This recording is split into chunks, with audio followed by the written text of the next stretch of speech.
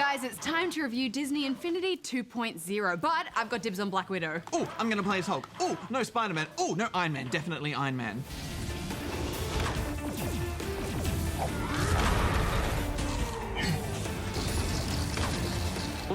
Ridiculous. Like the last game, there's a huge amount of things you can do in Disney Infinity 2.0. Yes, but let's talk about the story modes first. There are 3 main campaigns based on the Avengers, the Guardians of the Galaxy, and Spider-Man, and each one plays out as its own open-world action game. Affirmative. However, it's worth pointing out that both the Spider-Man and the Guardians of the Galaxy games are sold separately. The game you get by default is Avengers, along with these 3 superheroes. To play, you simply put your figure on the base and then they appear in the game.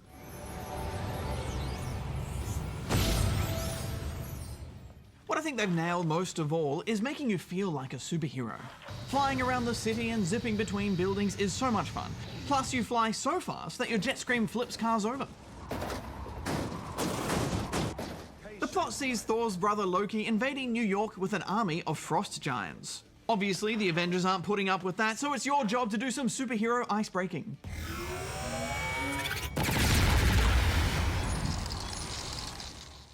They've done a really good job with the combat in this sequel. There are a lot of defensive and offensive moves to unlock. As, say, Thor, you can go from just hitting them with your hammer to supercharging it with lightning strikes. Well, that's one evil horde down. Affirmative. Plus, you can attack them from the air as well as the ground. Pew, pew, pew. So many lasers.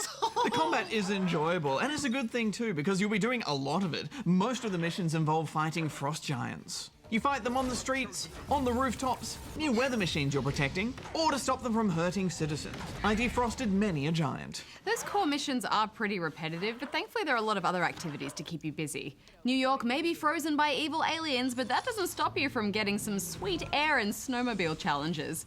Or belting around the skyline in a flying challenge. You can even do a Smash Brothers style versus mode on top of Avengers Tower. This is an exhilarating method of travel. My biggest frustration with the story mode, you guys, is that pretty much everyone who isn't an Avenger is locked out of it. The game only lets you bring in a couple of non-Avengers characters like Nova, but all of the other Disney characters are locked out. It's outrageous!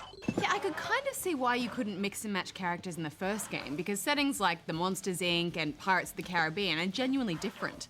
But when you've got both the Spider-Man and Avengers games both being part of the same universe, and both being set in New York too, it seems unfair that you couldn't bring those together. Yes, the one that bugged me the most was Nick Fury. According to the game, he's a part of the Spider-Man story, so he's not allowed to play with the Avengers. That's crazy. Yes, but thankfully in Toy Box mode, all of those restrictions are gone and everyone can play together, and this is where I think the game really shines. Indeed. You can start with themed locations like cities, or just pick a flat slab of land and start dropping in items and buildings to construct your own world. For example, it only took me a few minutes to make this obstacle course.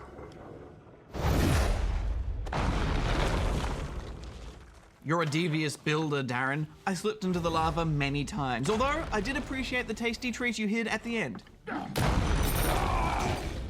Worth it. Toy Box mode almost feels like a bottomless pit. There's just so much to do in it that I'm constantly learning new things every time I go in.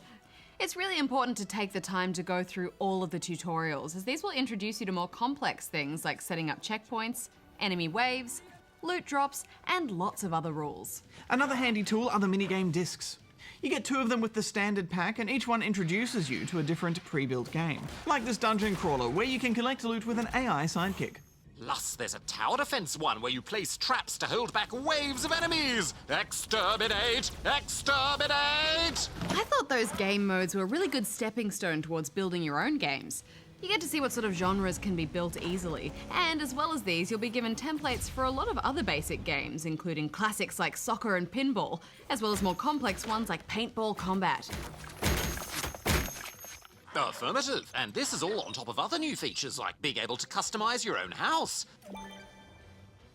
Plus smarter building tools that will do things like finish racetracks for you automatically.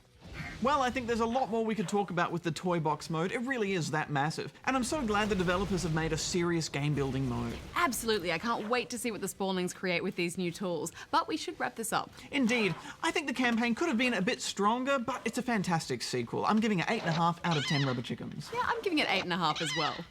Oh, it's another birthday message coming through on screen.